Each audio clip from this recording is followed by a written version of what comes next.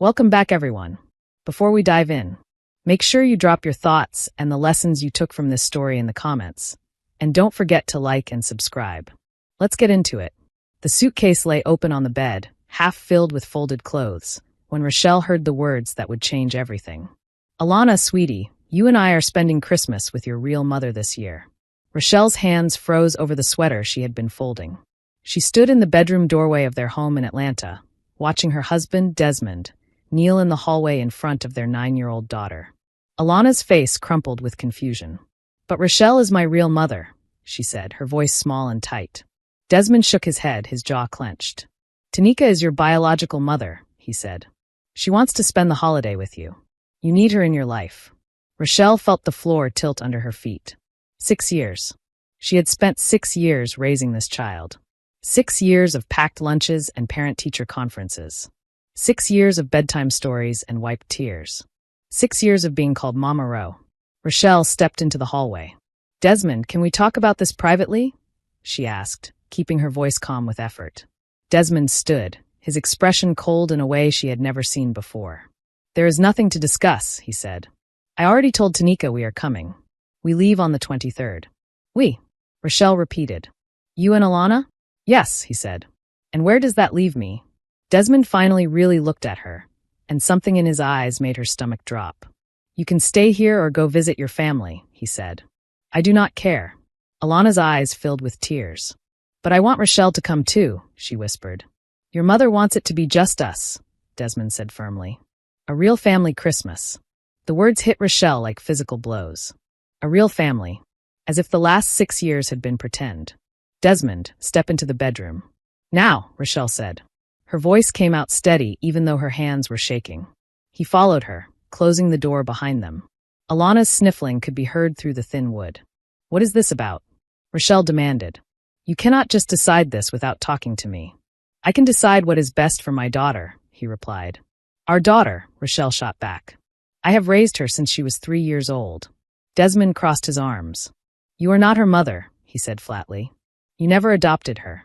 Legally, you are nothing to her." The cruelty of those words settled between them like poison. Rochelle stared at the man she had married 8 years ago, the man she had built a life with, and realized she did not recognize him anymore. "Where is this coming from?" she asked quietly. "Tanika reached out 2 months ago," Desmond said. "She has been sober for a year. She wants to be in Alana's life again. She deserves that chance." Rochelle blinked. 2 months ago," she repeated. "You have been planning this for 2 months and did not tell me?" Desmond's mouth twisted. "I knew you would react like this." "React like what?" Rochelle demanded. "Like someone who has been Alana's mother for 6 years? Like your wife?" Desmond's expression hardened. "Tanika said you would try to keep Alana from her," he said. "She said women like you always try to replace the real mother." "Women like me?" Rochelle's voice rose. "What does that mean?" "You know what it means," he snapped. "You have always been jealous that Alana is not yours biologically. Tanika sees right through it." The accusation was so absurd that Rochelle almost laughed. "I have never been jealous," she said. "I have been grateful that she let me love her. I am not going to stand here and defend 6 years of motherhood to you." "Good," Desmond said. "Then you understand why we need this time with Tanika." "No, Desmond," Rochelle said quietly. "I understand that you have made a choice, and I am making one too." Something flickered in his eyes then, uncertainty, maybe fear. "What does that mean?" he asked. "It means if you take Alana to spend Christmas with Tanika, if you are telling me I am not her real mother, then we need to reconsider this marriage," Rochelle said. She expected him to back down, to apologize, to realize how insane this had become. Instead, he shrugged. "If that is what you want, then fine," he said. "Divorce me. But Alana and I are going to Tanika's for Christmas, and there is nothing you can do about it." The words hung in the air. Rochelle waited for him to take them back, but Desmond just stared at her, his face unreadable. "Get out," she said softly. "This is my house too," he protested. "Get out of this room," she clarified. "Go be with your daughter. I need to think." He left without another word. Rochelle sat down on the edge of the bed, her mind racing. Through the door, she could hear Desmond talking to Alana in a bright, artificial tone about what a wonderful Christmas they would have with her real mommy. Her phone buzzed on the nightstand. A text from her boss, Gregory Townsend. Final answer on the Seattle regional position needed by Friday. It is yours if you want it. She had been turning down that transfer for 3 years. The money was exceptional. The opportunity incredible. But it meant leaving Atlanta, leaving the life she had built. Leaving Alana. Except Alana, apparently, was not hers. Had never really been hers. Just borrowed time with someone else's child. Her fingers moved before her mind caught up. I accept. When do I start? Gregory responded almost immediately. January 2nd. We will handle all relocation costs. Congratulations, Rochelle. She set the phone down and looked at the half-packed suitcase. Then she stood and began to pack in earnest, not for a holiday trip, but for a new life. By the time Desmond came back upstairs an hour later, she had filled 3 suitcases and stacked boxes of her work files by the door. What are you doing? He asked. Exactly what you told me to do, Rochelle answered. I am leaving. I did not mean right now, he protested. I meant for Christmas. No, Desmond, she said. You meant permanently. You just did not have the courage to say it directly. You are overreacting, he insisted. Rochelle turned to face him. Am I? She asked. You just told me I am not Alana's real mother. You told me to divorce you if I do not like your plans. You dismissed 6 years of my life like they meant nothing. So I am taking you at your word. Where are you going? He asked, his voice cracking. Seattle, she said. I accepted the transfer I refused because I did not want to leave Alana. But since I am not her real mother, I guess that does not matter anymore. Fear finally showed on his face. You cannot just leave, he said. Watch me, Rochelle replied. What about Alana? What about her? Rochelle asked. You just made it very clear she has a real mother. She does not need me. Rochelle, please let us talk about this, he begged. There is nothing to talk about, she said. You made your choice. Now I am making mine. She picked up her laptop bag and 1 suitcase. I will have movers come for the rest next week, she said. My lawyer will be in touch about the divorce papers. Your lawyer, he echoed. You are serious? As serious as you were when you told our daughter I am not her real mother, Rochelle replied. She walked past him into the hallway. Alana's bedroom door was closed, but Rochelle could hear her crying inside. Every instinct screamed at Rochelle to go in, to hold her, to promise everything would be all right. But Desmond had made his position clear. Alana needed her real mother. And that was not Rochelle. She walked down the stairs, her vision blurring with tears she refused to shed until she was alone. You are really going to abandon her? Desmond called after her. Rochelle stopped at the front door and turned. I am not abandoning anyone, she said. You pushed me out. You told me I did not matter. So now I am gone. If Alana asks where I went, tell her the truth. Tell her you chose Tanika over me, and I respected that choice. She will hate me, he whispered. That is something you should have considered before you decided I was not her real mother, Rochelle said. She walked outside into the December evening, put her suitcase in her car, and drove away from the only family she had ever wanted. 3 days later, she was on a plane to Seattle, starting a life that did not include the man who had betrayed her or the daughter she had loved as her own. If her heart felt like it was breaking with every mile that separated them, that was her burden to carry alone. The gray Seattle sunrise painted Rochelle's new apartment in soft silver. She stood at the floor-to-ceiling windows of her corporate housing, watching the city wake up below. The apartment was modern, minimalist, quiet. Everything she owned now fit into 4 suitcases and a few boxes. Her older sister, Carla, appeared on her phone screen in a video call from Atlanta. You actually did it, Carla said.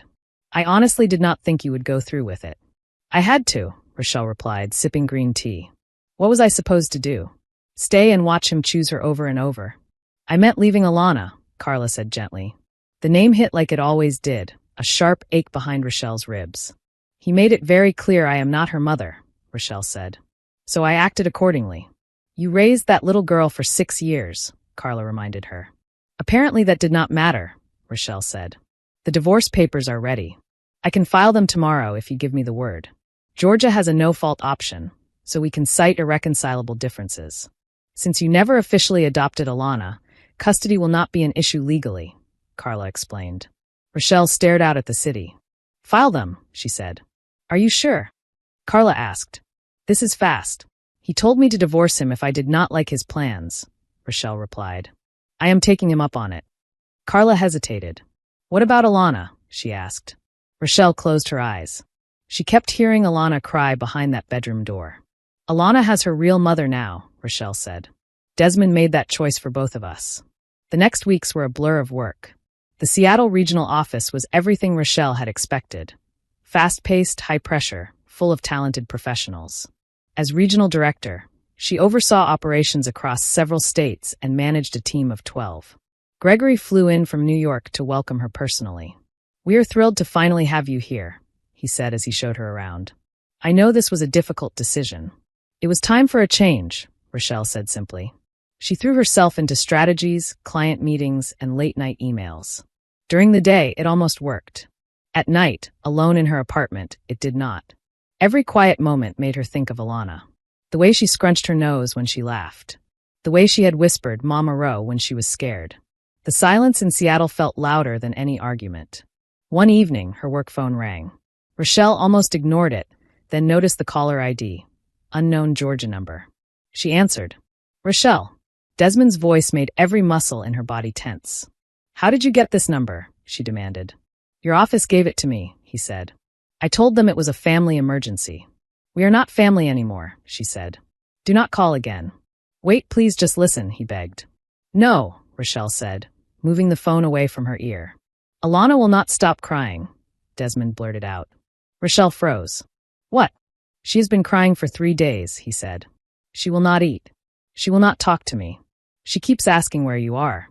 Rochelle's throat tightened. "Then tell her the truth," she said. "Tell her you chose Tanika over me." "Tanika left," he said. Rochelle blinked. "What do you mean she left?" "She stayed for 2 days," Desmond said miserably. "Then she said Alana was too much work and left. She said she was not ready." A hot, furious anger surged through Rochelle. 2 days, she said. "You destroyed our family for 2 days with her real mother." "I know I messed up," he whispered. "You think?"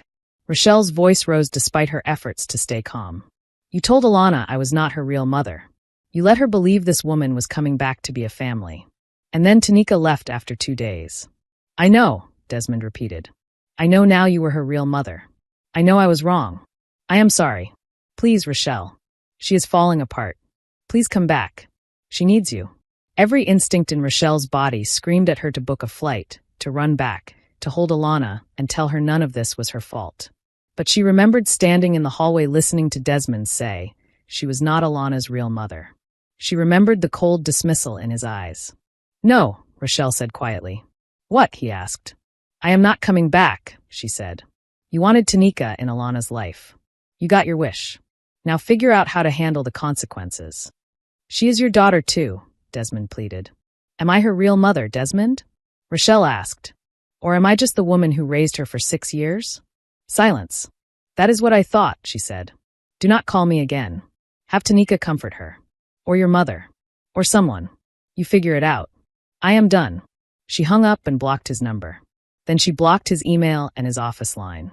The next day, Rochelle's phone rang again. This time the caller ID showed Evelyn, Desmond's mother. Rochelle stared at the screen for a long moment, then answered. "Hello, Evelyn." "Rochelle, honey, what happened?" Evelyn's voice trembled. "Desmond said you left for Seattle." "I did," Rochelle said. "But why?" "What about Alana?" Evelyn asked. "Ask your son," Rochelle replied. "He made it very clear I am not Alana's real mother." "Oh, baby, I am so sorry," Evelyn said. "I do not know what got into him. Tanika called him a few months ago, and he just changed. But Alana is asking for you constantly. She does not understand why you left." Rochelle closed her eyes, tears burning. "Tell her I am sorry," she said. "Tell her I love her. But her father made his choice." "Will you come back?" Evelyn asked. "No," Rochelle said. "Not even for Alana?" "Desmond told me I could divorce him if I did not like his plans," Rochelle said. "So that is what I am doing." After they hung up, Rochelle finally let herself cry, alone in her spotless apartment, thousands of miles from the little girl who still called her Mama Ro in her dreams. A week later, Rochelle was reviewing quarterly reports at her desk when the receptionist buzzed her. "Ms. Harris," she said, "there is a call from a Principal Carter in Georgia. She says it is about your daughter." Rochelle's heart lurched. "Put her through," she said. Principal Carter's voice was calm but concerned. "Ms. Harris, I am the principal at Alana's new school," she said. "She had an incident today." "Is she hurt?" Rochelle asked immediately. "Physically, she is fine," the principal replied. "But there was a situation in class. She told her classmates you were her mother. Another student said that could not be true because Alana is lighter skinned than you in her photo. Alana became very upset and had to be removed from the room. Rochelle pressed her fingers to her eyes. She insisted you are her mother, Principal Carter continued. She has a photo of you together from her first day of school. But when we checked the emergency contacts, your name was not there. Mr. Bennett is listed as father, and a Tanika Fleming is listed as mother. I raised Alana for 6 years, Rochelle said quietly. But Desmond and I are divorcing. I am not on any of the paperwork. I see, the principal said. I just wanted you to know she clearly loves you very much. Our counselor says she talks about you constantly. She is struggling. Even if you cannot be involved officially, perhaps you could send her a message. Something to let her know you still care. After the call, Rochelle sat for a long time, staring at her computer screen and seeing nothing. That night, she opened her laptop and recorded a video. Hi, baby girl, she said, looking into the camera. I heard about what happened at school today. I am so sorry you had to deal with that. I want you to know something important. You are my daughter. Not because of biology or paperwork, but because I chose you and you chose me. For 6 years, we were a team. We still are, even if I am far away right now. She wiped her eyes. I cannot come back to Atlanta, she said. Your dad and I cannot be married anymore. But that does not mean I stopped loving you. That could never happen. You are in my heart always. When you are sad, I feel it. When you are happy, I feel that too. Distance does not change that. She sent the video to Alana's email, the one they had set up for online classes during the pandemic. A few days later, Rochelle's phone buzzed with a voice message from an unknown number. She almost deleted it, then pressed play. Mama Ro, Alana's small voice said. Daddy says you are in Seattle for work. But I know that is not the whole story. I heard you fighting. I heard what he said about me needing my real mother. Rochelle's vision blurred instantly. I do not need another mother, Alana's voice continued, breaking. I need you. You are the one who makes my lunch and helps with my homework and knows I hate mushrooms on my pizza. You are the one who holds me when I have bad dreams. Tanika does not know any of that. She left after 2 days because she said I asked too many questions. Please come back. I am sorry if I did something wrong. I will be better. Just please come back. Rochelle forwarded the message to Carla with a single line. File the papers today. Carla called immediately. Rochelle, are you sure? She asked. We can wait. No, Rochelle said. Desmond needs to understand there are consequences for his choices. What about Alana? Carla asked. She will be fine, Rochelle said, although the words tasted like a lie. Kids are resilient. Time moved strangely after that. Long days of work, long nights of staring at the ceiling. Then one evening, her phone rang again. Ms. Harris, a male voice said. This is Harold Price, Desmond's business partner. Rochelle frowned. Harold, she said cautiously. What is going on? I know you do not want to hear about Desmond, Harold said. But you need to know something before it becomes public. He has been embezzling money from the company. Rochelle sank into a chair. What? She whispered. I found irregularities in the accounts, Harold said. Transfers. I confronted him. He admitted it. Almost $200,000 over 2 years. Rochelle swallowed hard. Where did it go? She asked, though a name already formed in her mind. He said he was paying someone, Harold replied. He would not say who. But I thought you should know. We are filing a police report. The partners voted. He is out. We are pressing charges. After the call, Rochelle stood in her quiet kitchen, listening to her own heartbeat. Desmond had stolen $200,000 to pay Tanika. That was why he had been so desperate to appease her. Not for Alana, but for his own fear and pride. He had told Rochelle she was not Alana's real mother. He had pushed her out, not to protect his daughter, but to protect his secret. The next voice message from Alana arrived the same night. Daddy is crying, Alana said softly. He is in his office with the door closed, but I can hear him. Grandma Evelyn says he made bad choices. She says sometimes adults mess up really badly, and everyone has to deal with it. I miss you, Mama Ro. Every day I miss you. But Grandma says you are not coming back. She says Daddy hurt you too much. Is that true? Did he hurt you? I am sorry he hurt you. You did not deserve that. You are the best mom in the whole world. Rochelle sat on a bench outside her apartment building, tears streaming down her face as the city moved around her. Alana understood. Somehow that little girl understood that Desmond had destroyed everything and did not blame Rochelle for leaving. But knowing that did not make it hurt less for either of them.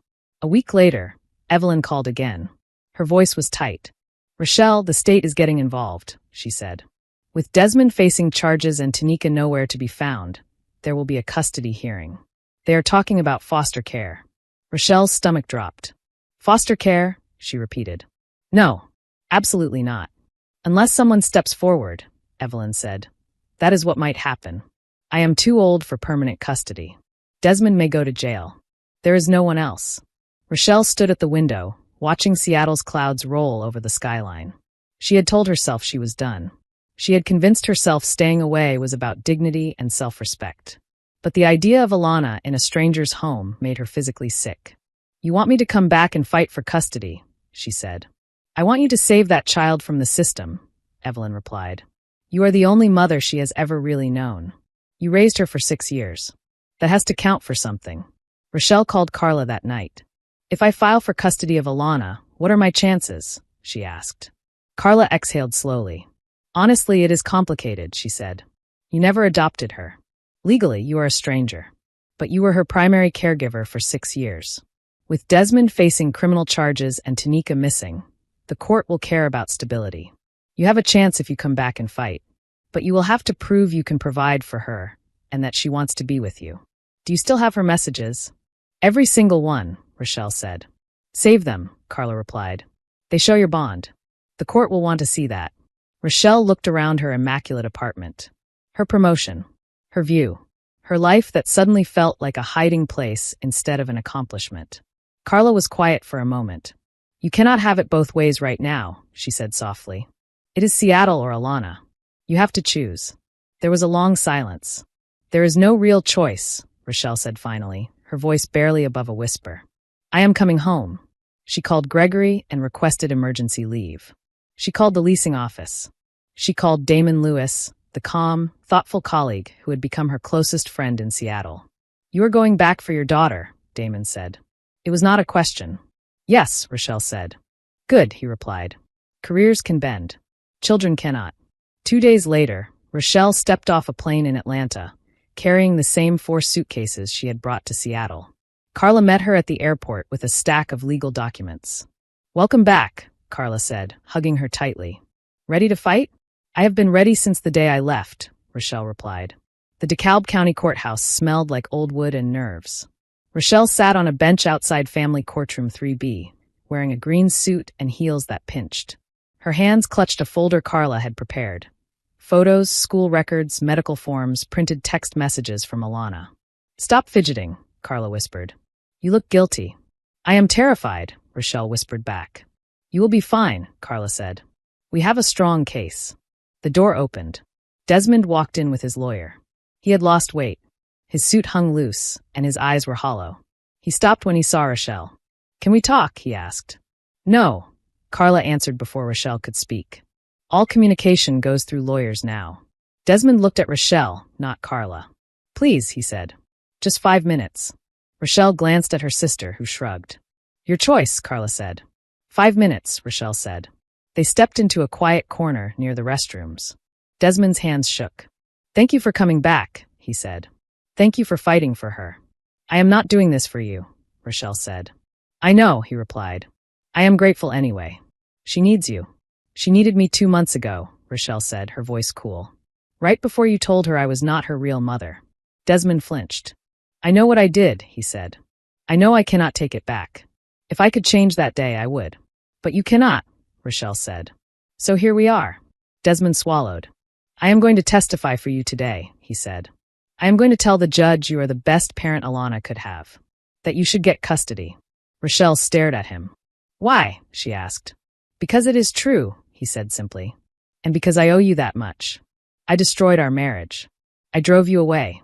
But I will not let my mistakes cost Alana the one good parent she has left." A bailiff opened the courtroom door.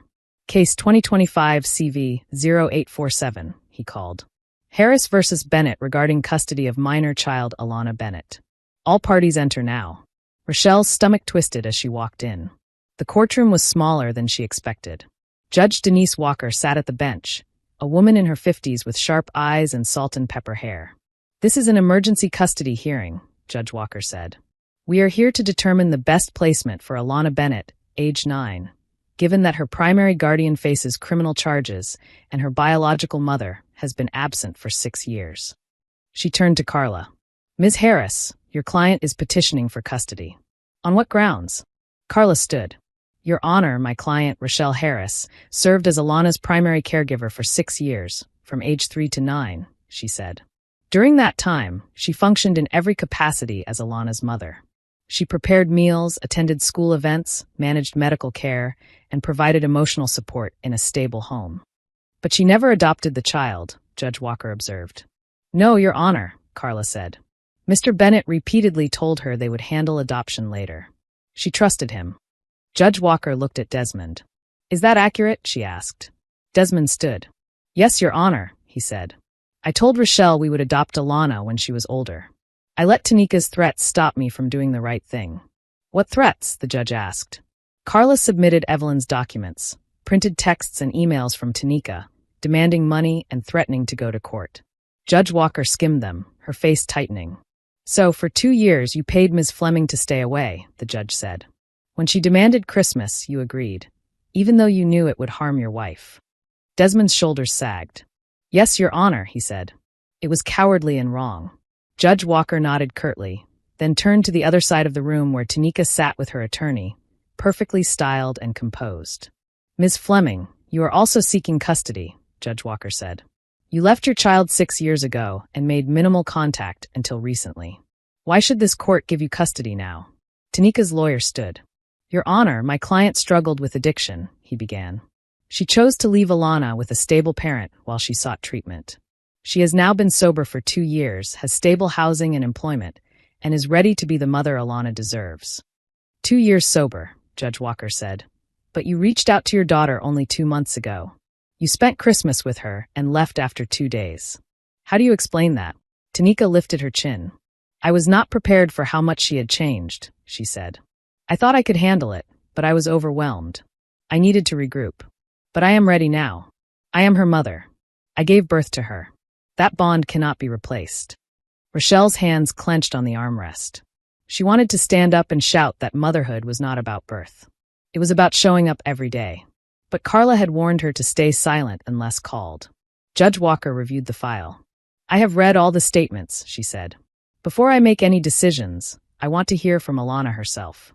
A side door opened, and Alana walked in holding Evelyn's hand. She wore the maroon dress Rochelle had bought her for her 9th birthday. Her hair was pulled back in 2 neat braids. When she saw Rochelle, her face lit up. Mama Ro, she whispered. Rochelle's eyes filled with tears, but she held them back. Hello, Alana, Judge Walker said kindly. I am Judge Walker. I need to ask you some questions. Is that all right?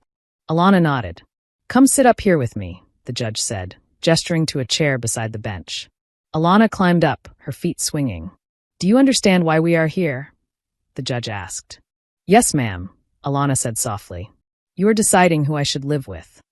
That is right, Judge Walker said. I need to know who you feel safest with.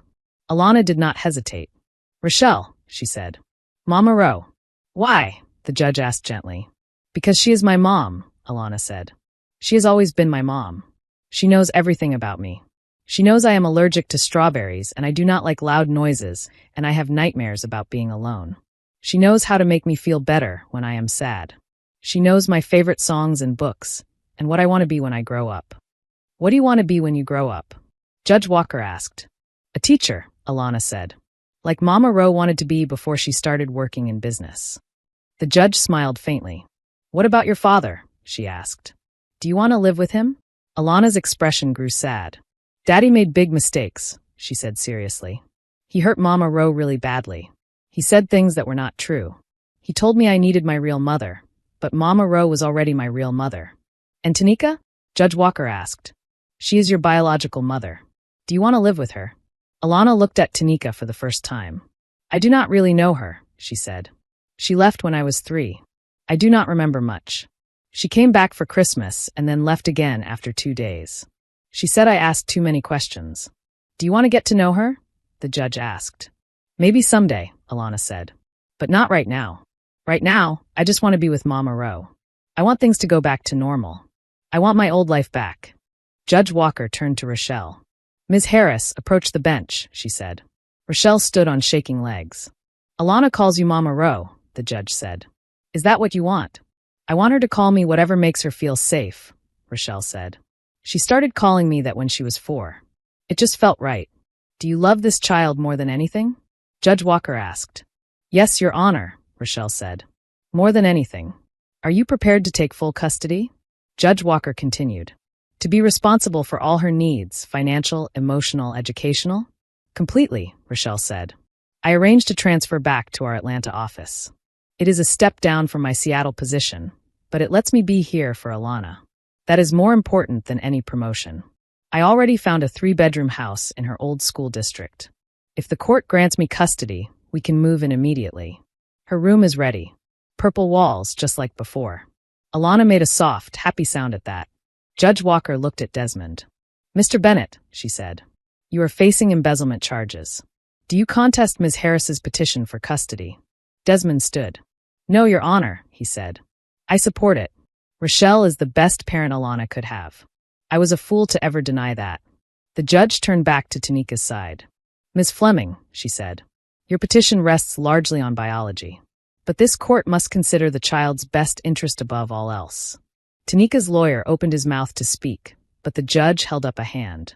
I have heard enough, she said. I am going to rule from the bench. The courtroom held its breath.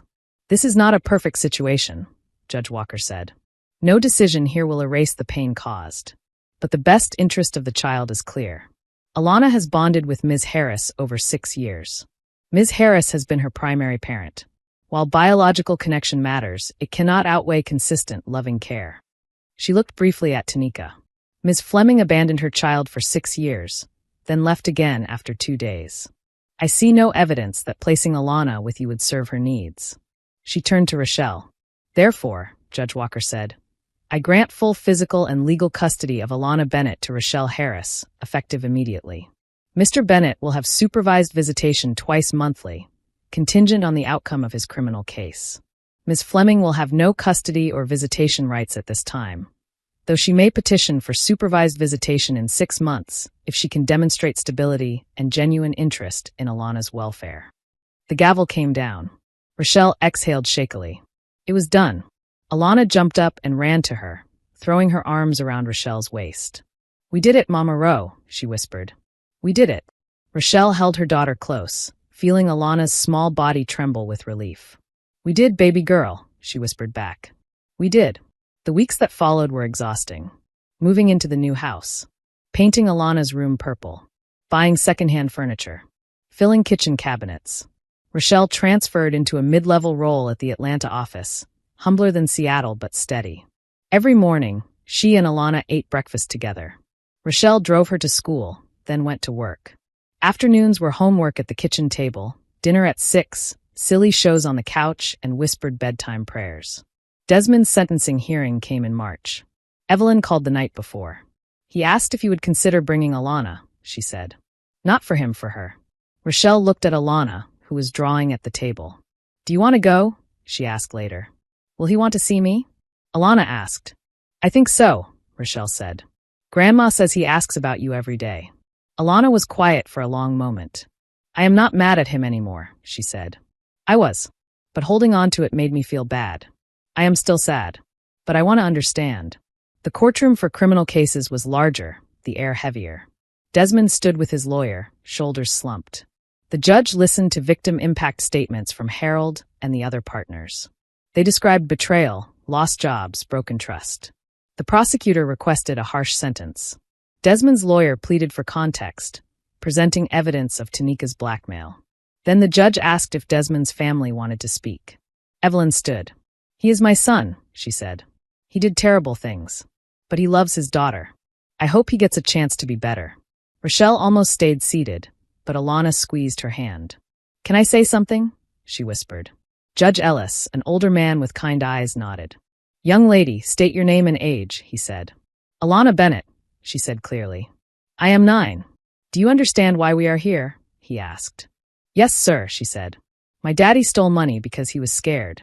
He made bad choices, and now he has to be punished. The judge's eyebrows lifted slightly. That is correct, he said. Do you have something you want to say to the court? Alana took a breath. I love my daddy, she said.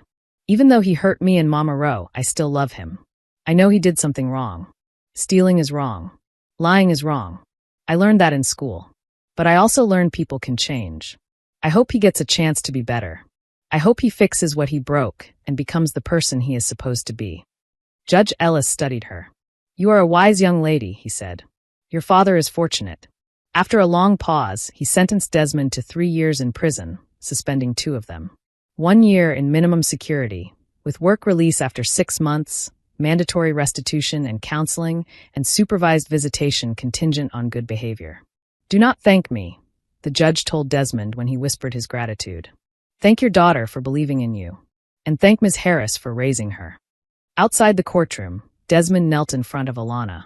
Thank you, baby girl, he said, tears streaming down his face. Thank you for speaking up for me.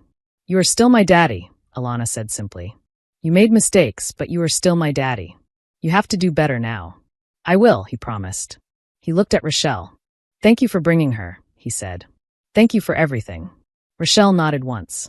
She was not ready to forgive him, but she could acknowledge effort. Life moved forward. Spring in Atlanta warmed their new neighborhood. Alana made friends. Rochelle advanced steadily at work. They adopted a golden retriever mix from the shelter and named her Honey. On weekend mornings, Honey bounced between them on the couch while they watched cartoons and ate pancakes. At night, Honey slept at the foot of Alana's bed, a warm, loyal weight that made both of them feel safer. Damon called once a month from Seattle. At first it was to check on her transition. Then the conversations grew longer. He told Rochelle about new clients. She told him about Alana's school projects and Honey's antics. One night, Alana sat nearby coloring while Rochelle talked. She listened for a while, then leaned over. You like him, Alana whispered when Rochelle hung up. He is my friend, Rochelle said. He likes you, Alana replied matter-of-factly. Rochelle tried to scold her, but she could not quite hide her smile. Months passed. Desmond sent letters from prison, mostly to Alana. He wrote about counseling and faith, and the books he was reading about rebuilding trust. Rochelle read them first, screening them, then handed them to Alana if they were appropriate. Sometimes she watched her daughter's face and saw compassion where Rochelle herself still felt mostly numb. On Alana's 10th birthday, their house was full of purple balloons and shrieking children. Honey raced around the yard, chasing them. Evelyn arrived early with a casserole that no one really needed, but everyone appreciated. After the guests left and the house settled, a courier delivered a small package. Inside was a letter from Desmond and a thick stack of legal documents. Rochelle sat at the kitchen table and read. Desmond wrote about the past 10 months, about therapy 3 times a week, about learning to sit with shame instead of running from it. He admitted he had destroyed their marriage and broken Alana's trust. Nothing I do will ever erase what I said when I told you that you were not her real mother, he wrote. But I am trying to become a man who would never say those words again. Then he explained the documents. Termination of parental rights forms. He was signing away his legal claim so Rochelle could adopt Alana. You have been her mother since she was 3, he wrote. You have earned that title 1,000 times. She deserves to have that recognized without any shadow from me or Tanika. If she wants to see me someday, I will be whatever role you approve. Uncle Desmond. Family friend. But you will be the one with authority, as you should be. Rochelle's hands shook as she finished. When Alana came into the room and saw her face, she froze. Are you sad? Alana asked. No, baby, Rochelle said. Come here. Alana sat beside her. Rochelle explained the documents as gently as she could. Daddy is giving up being your legal father, Alana said slowly. Why? So I can officially adopt you, Rochelle said. So there is never any question that you are my daughter in every way. Will I still see him? Alana asked. If you want to, Rochelle said. But only when and how we decide. We will set the rules. Alana thought about it. I think I still want to see him sometimes, she said. Not like before. But for lunch sometimes. Or holidays with Grandma. Rochelle nodded. We can make that work. At the top of the stack lay a line requesting the child's new legal name. If we do this, Rochelle said, you can take my last name. If you want. Alana smiled slowly. Alana Harris, she said, trying it out. I like that. But can I still keep Bennett in my heart? For Grandma and Daddy. Of course, Rochelle said. Your heart is big enough for both.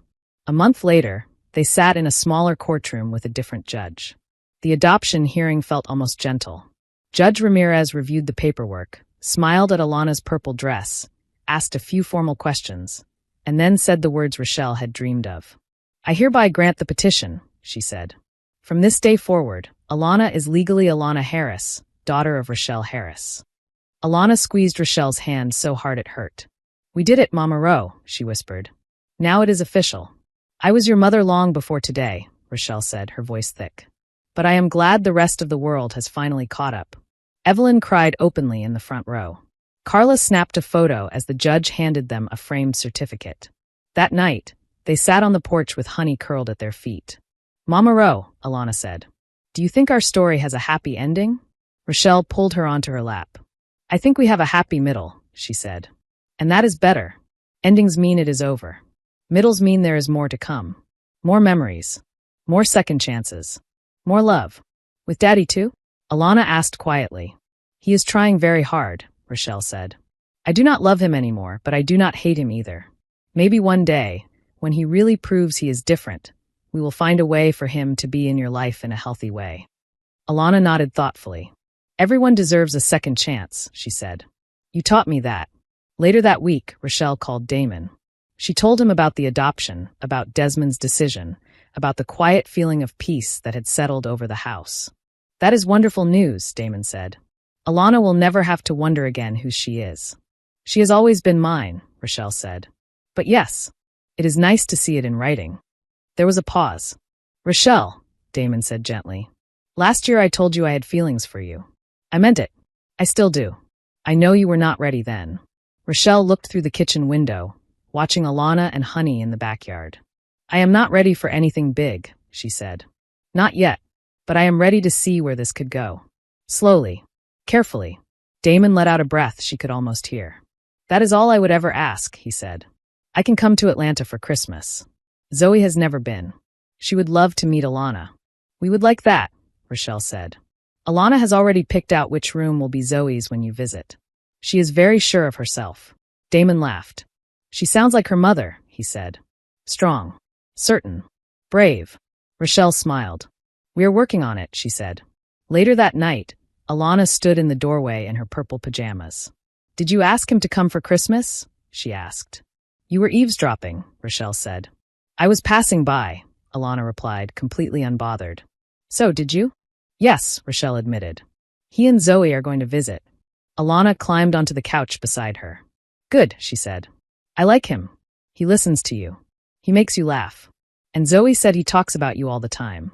She said she has never seen him this happy, even when things were good with her mom." Rochelle looked at her daughter. "What do you hope happens?" she asked. "I hope we get to be a bigger family someday," Alana said frankly. "Maybe not soon. Maybe not for a while. But someday. With Damon and Zoe and Honey and Grandma and maybe even Daddy, when he is better. But only if they all understand that you and me, we come first. We are the team." Rochelle wrapped an arm around her shoulders. "We are the team," she agreed. "No matter what else changes." The next morning, Alana woke up early and made a chaotic attempt at breakfast. Flour dusted the counter. Eggs dripped down the side of a bowl. Honey hovered hopefully underfoot. Rochelle walked in and stopped short. "What happened in here?" she asked. "I wanted to make pancakes," Alana said, grinning. "To celebrate. Today is the first day of our new beginning. You are going to file the adoption papers, and I am going to officially become Alana Harris. That deserves pancakes." Rochelle laughed and rolled up her sleeves. "Then we will make them together," she said. They stirred batter, burned the first batch, improved the second, and finally sat down to eat lopsided pancakes drowned in syrup. "When Damon and Zoe come for Christmas," Alana said between bites, "should I call him Mr. Lewis or Damon?" "Whatever he prefers," Rochelle said. "Why?" "Zoe said I should call him Damon, but add sir if I want to be extra polite," Alana said. "She said he will cry if he gets to be part of our family." "We are not talking about family that fast," Rochelle said, though her heart felt strangely light. "We are talking about guests for the holidays." "For now," Alana said. "Happy middle, remember?" Rochelle shook her head and laughed. "Happy middle," she agreed. After breakfast, they drove to Carla's office to sign the last of the adoption forms and set the final hearing date. Walking back to the car, Alana slipped her hand into Rochelle's. Thank you for choosing me, she said quietly.